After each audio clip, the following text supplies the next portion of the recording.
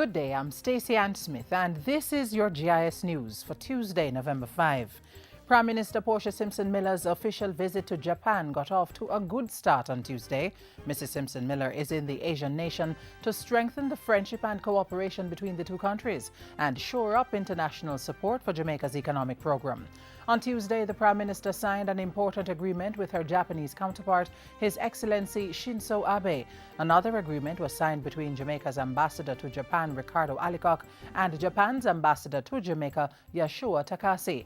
Mrs. Simpson Miller has also paid a courtesy call on His Imperial Highness Prince Akishino and has met with the president of the Japan Olympic Committee. The Prime Minister's official three-day visit to Japan continues Wednesday with meetings with Japanese investors. Meanwhile, more than 2 months after Prime Minister Portia Simpson Miller's official visit to China, that country's new ambassador to Jamaica is asserting that there is tremendous opportunity for Jamaica and China to deepen relations and expand cooperation. Speaking at a reception held recently in his honor, Ambassador Deng Xiaojun said China saw Jamaica as a trustworthy friend and important partner. He added that successful meetings between Chinese leaders and Prime Minister Simpson Miller this year were fundamental elements to the progressive framework. China is ready to work with Jamaica to further strengthen the existing friendly relations and cooperation so as to bring more tangible benefits to our two peoples. Foreign Affairs and Foreign Trade State Minister Arnaldo Brown said Jamaica was similarly looking forward to the continued partnerships which started over 40 years ago. These many years of collaboration in diverse areas of national endeavor also represents a journey characterized by mutual goodwill and sincere friendship anchored in our shared belief in the respect for sovereignty and the territorial integrity of states, and of course Jamaica's unwavering commitment to the One China policy.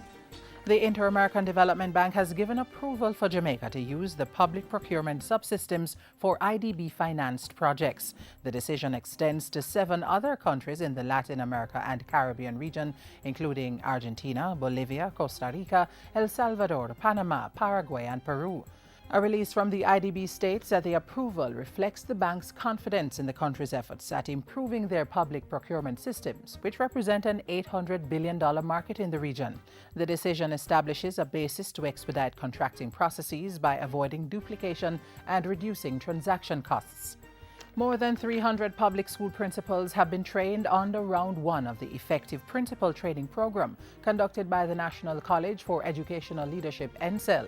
The program, which comprises 17 modules, seeks to equip school principals with skills like fiscal management and organization so they can effectively manage their schools. The training program provides practical experience for participants and is part of the Education Ministry's efforts to improve the quality of education in the nation's schools.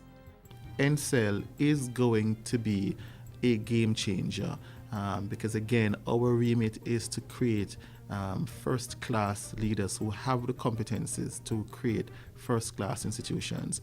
And our job is to lead change, and that's exactly what we're doing. NCEL's principal director, who was speaking at a JIS think tank session recently, said the plan was also to license school principals who complete the program ahead of a new law that should come into effect in 2015. The Jamaica Teaching Council bill, which is now before the Office of the Chief Parliamentary Counsel, will require that all school principals be certified through the Professional Qualification for Principalship Program, PQP.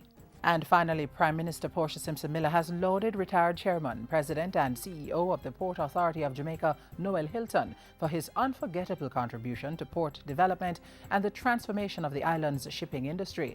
Mrs. Simpson Miller was speaking at a recent dinner hosted by the Ministry of Transport Works and Housing and attended by several former Prime Ministers of Jamaica, government ministers and opposition members. She said it was impossible to envision the Port Authority without Mr. Hilton at the helm.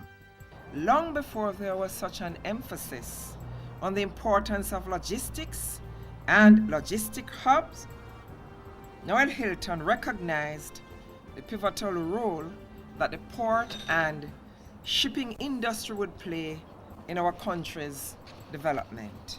Mr. Hilton headed the Port Authority for 38 years, starting in 1975. And that's it for JIS News Today. I'm Stacey Ann Smith. Thank you for watching.